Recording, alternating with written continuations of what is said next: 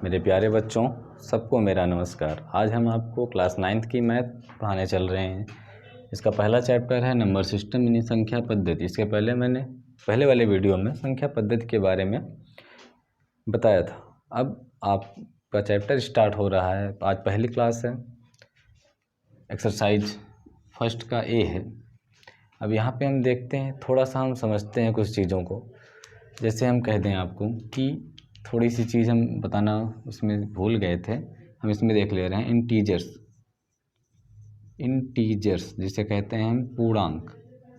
पूर्णांक क्या होते हैं? पूर्णांक जो होते हैं वो इस तरीके से होते हैं, जैसे एक लाइन खींचते हैं, जैसे नंबर लाइन हम बोलते हैं। ये मिडिल पॉइंट है आपका शून्य। पूर्णांक जो होता है वो नीचे इस तरीके से, ध्यान समझिएगा, हम जितना बाईं ओर आएंगे वो हमारा ये माइनस इनफाइनाइट तक जाएगा, और दाईं ओर जाएंगे तो पॉजिटिव इनफाइनाइट तक जाएगा। और बाईं ओर आने पर ध्यान रहे, -1, -2, -3, -4, -5, -6, -7, -8 इस प्रकार से आएगा। इस तरफ जाएंगे तो हम 1, 2, 3, 4, 5, 6, 7, 8 पॉजिटिव में जाएगा। और यहाँ पे हम जितना बाईं ओर आएंगे उतनी छोटी संख्या होगी हमारी, जितना दाईं ओर हम जाएंगे उतनी बड़ी संख्या यानी बढ़ती हुई संख्या जाएगी। ये कह सकते हैं कि इधर इंक्रीमेंट होता है, यानी जिसे आरोही क्रम कहते हैं, बढ़ता जाता है। तो इसे नेगेटिव इंटीजर्स बोलते हैं, और इसे हम पॉजिटिव इंटीजर्स बोलते हैं। हिंदी में बोलते हैं इसे ऋण पूर्णांक, और इसे बोलते हैं धन पूर्णांक, और इसे बोलते हैं हम जीरो, जिसे शून्य हिंदी में बोलते हैं शून्य। तो आगे देखते हैं शून्य की खोज। जैसा कि बताया गया आपको, नंबर की खोज, जो नंबर है, नंबर में संख्या होती है, इसकी खोज पाइथागोरस ने किया था। और जो शून्य है हमारा, जो जीरो है, इसकी खोज आर्यभट्ट ने किया था। अब यहाँ पे क्वेश्चन यही कह रहा है, आपको संख्याओं के बारे में आपको भी बता दिया गया था, पहले ही संख्याओं के बारे में बताया गया। संख्या मतलब संख्याएं क्या है, नंबर्स कितने प्रकार के होते हैं, इन सब के बारे में आपको बता दिया गया। उसी जो नंबर्स होते हैं, जो संख्याएं होती हैं, उनको कई भागों में डिपार्टमेंट किया गया है। जैसे यहाँ पे मैं 6 प्रकार के संख्याओं को बताया था। जैसे नेचुरल नंबर्स होते हैं, whole numbers, even number, odd number, prime number, composite number. आपको इतना ही पढ़ना है। अभी मैं एक एक का एग्जांपल देके फिर से रिपीट कर दे रहा हूँ। इसका एग्जांपल, नंबर जो होता है नेचुरल, वो होता है 1, 2, 3, 4, 5, 6 डॉटेड इनफाइनाइट तक जाएगा। नेचुरल मतलब होता है प्राकृतिक संख्याएं, या गणन संख्याएं भी कह सकते हैं हम। प्राकृतिक संख्याएं या गणन संख्याएं कह सकते हैं। नेक्स्ट है होल नंबर्स। होल नंबर्स मतलब होता है कि पूर्ण संख्याएं, यानी शून्य को भी अगर हम शामिल कर लें इसमें, तो हमारी संख्याएं पूर्ण संख्याएं हो जाती है। इवन सम संख्याएं, जो संख्याएं 2 से कट जाएं, यानी 2, 4, 6, 8, 10, 12 डॉटेड इनफाइनाइट तक। ऑड नंबर, जो संख्याएं 2 से विभाजित नहीं होती हैं, मतलब 1, 3, 5, 7, 9, 11, 13 इस तरीके से। प्राइम नंबर, जो संख्याएं स्वयं से अथवा एक से, इसके अलावा अन्य किसी संख्या से नहीं विभाजित होती हैं, उसे प्राइम नंबर कहते हैं। जैसे 2, 3, 5, 7 ये सब क्या है? प्राइम नंबर्स हैं। एक भी आता है, 1, 3 भी कह सकते हैं। इस तरह कहीं कहीं अलग अलग होता है। इस प्रकार से हम देखते हैं कंपोजिट नंबर्स, जो संख्याएं किसी भी संख्या से कट जाएं उसे हम कहते हैं कंपोजिट नंबर। जैसे 4, 3 तो 3 से ही कटेगी, यानी कहने का मतलब ये है कि स्वयं और एक के अतिरिक्त अन्य सभी संख्याओं से विभाजित हों, उसे हम कहते हैं कंपोजिट नंबर, यानी भाज्य संख्याएं। 4, 6, 8, 10 डॉटेड इस प्रकार से होगा। 9 भी है इसमें, 9 कट जाएगा 3 से, 10 भी, 12 भी, इस प्रकार से बढ़ता जाएगा। तो आइए क्वेश्चन पे हम देखते हैं। क्वेश्चन है हमारा पहला है कि 20 और 40 के बीच समस्त समधन पूर्णांक लिखिए, समस्त समधन पूर्णांक लिखना है 20 और 40 के बीच, नहीं 20 को और 40 को नहीं लेना है। तो 20 और 40 को अगर छोड़ देते हैं तो 22, 24, 26, 28, 30, 32, 34, 36, 38 आता है। इस प्रकार से 40 से कम यानी 38 तक हम जा रहे हैं केवल। तो नेक्स्ट क्वेश्चन आपको समझ में आया होगा उम्मीद है। नेक्स्ट देखते हैं दूसरा वाला कि 1 से 10 तक अभाज्य धन पूर्णांक लिखिए। 1 से 10 तक अभाज्य धन पूर्णांक हमें लिखना है।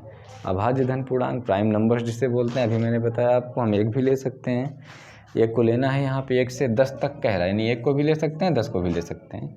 तो हम 1 से 10 तक 1, 2, 3, 5, 7 कर सकते हैं, 2, 3, 5, 7 भी कर सकते हैं, कोई दिक्कत नहीं इसमें। तो नेक्स्ट देखते हैं 2a+1 का क्रम अनुयायी पूर्णांक बताइए। 2a+1 का क्रम अनुयायी पूर्णांक बताइए। हम थोड़ा सा क्रम अनुयायी के बारे में आपको बताना चाहते हैं। क्रम मतलब होता है क्रमागत, यानी क्रम से आने वाली संख्याएं। अनुयायी मतलब आगे की, पीछे की नहीं, आगे की। जो क्रम माँ अनुयायी लिखा है,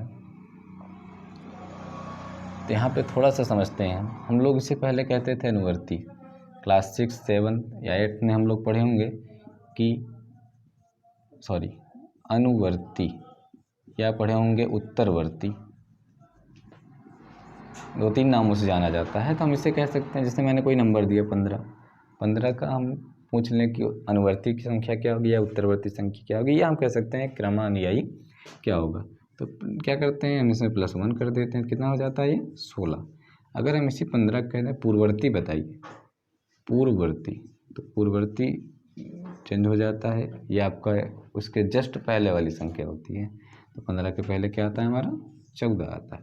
तो इसी प्रकार से 2a+1 का जो क्रमानुयायी होगा वो होगा 2a+1 है, तो +1 और ऐड कर देंगे, कितना था 2a+1 +1 नहीं 2a+2 हो जाएगा। ठीक, ये आपका राइट आंसर हो गया। देखते हैं फिर नेक्स्ट, योज्य प्रतिलोम गुणात्मक प्रतिलोम। मेरे प्यारे बच्चों, हम थोड़ा सा यहाँ समझेंगे कि योज्य प्रतिलोम और गुणात्मक प्रतिलोम है क्या चीज़। यहाँ पे हम समझते हैं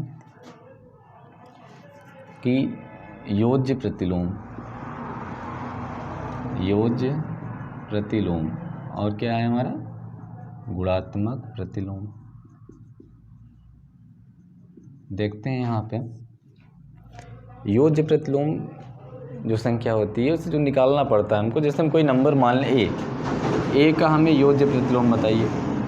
तो ए का जो योज्य प्रतिलोम होगा वो ये होगा, यानी ऐसा नंबर रखना है जिससे क्या हो, योज्य मतलब योग, यानी जोड़ने पर वह प्राप्त जो संख्या वो 0 हो।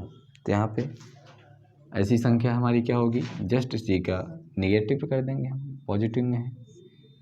इसी प्रकार जैसे 5 का हम योज्य प्रतिलोम पूछे तो -5 होगा, -5 का पूछे तो हम क्या हो जाएगा +5 हो जाएगा, जिससे कि जोड़ने पर क्या आ जाए 0 आ जाए दोनों को।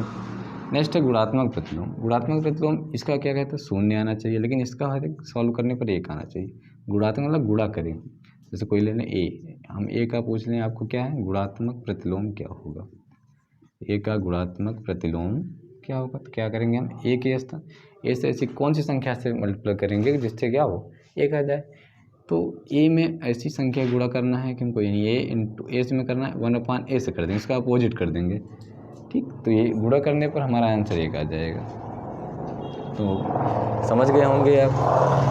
देखिए नेक्स्ट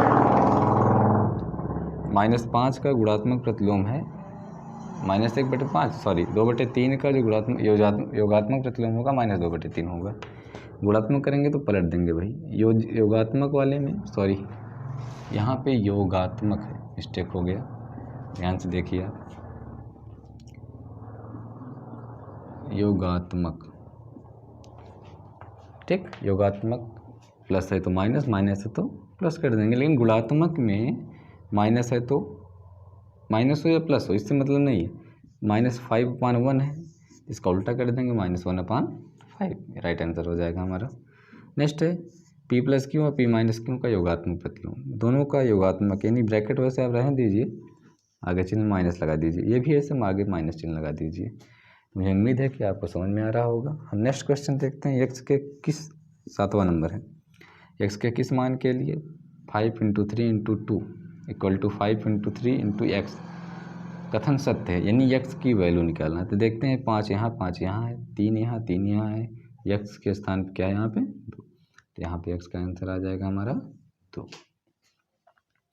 नेक्स्ट देखते हैं क्वेश्चन नंबर 8, पूर्णांकों में ऐसी कौन सी संख्या है जो स्वयं की योज्य प्रतिलोम है। बहुत अच्छा क्वेश्चन है, इसका आंसर मैं यहीं लिख दे रहा हूँ। इसका आंसर होगा शून्य। शून्य का योगात्मक प्रतिलोम या योज्य प्रतिलोम जो भी प्रतिलोम होगा उसका वो शून्य का शून्य ही होगा। ऐसी यही एक संख्या है जिसका योज्य प्रतिलोम निकालें या योगात्मक कुछ भी निकालें उसका शून्य ही होता है। नेक्स्ट देखते हैं,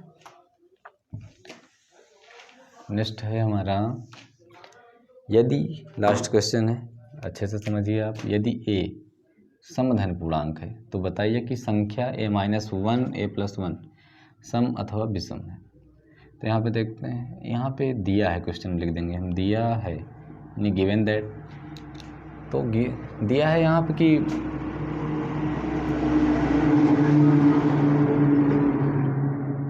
a इक्वल टू सम धन पूर्णांक, इक्वल टू सम धन पूर्णांक। यहाँ पे मान लेंगे हम कि a इक्वल टू 2 है, 4 है, 6 कुछ भी मान लेते हैं, हम यहाँ 2 मान रहे हैं, ठीक। यानी सम संख्या माननी है बस हमको एक, तो हम रखते हैं क्योंकि a-1 सॉरी, इसलिए a-1 a+1, एक स्थान रखते हैं, 2-1 2+1, सॉल्व करते हैं तो 2-1 1 होगा, इंटू 2+1 3, 3 इंटू 1 3 हो जाएगा। तो ये आपका क्या आया है, ऑड नंबर आया है, यानी विषम संख्या आई है। तो इसका आंसर क्या होगा आपका, विषम होगा। तो मैं आशा करता हूँ कि आपको सभी क्वेश्चन समझ में आए होंगे। अगर नहीं भी आए हैं तो आप कमेंट बॉक्स में कमेंट कीजिए और लिखिए उसमें कहाँ सर ये नहीं समझ में आया है या ये चीज़ें हमको नहीं समझ में आ रही। जो भी चीज़ें आपको ना समझ में आए आप उसे तुरंत कमेंट बॉक्स में कीजिए, या हमारा पर्सनल नंबर है, आप उस पर कॉल करके अपनी शिकायत या सुझाव दे सकते हैं, 8172887841। ठीक, मेरा नंबर है ये, दीपक सर। Thank you.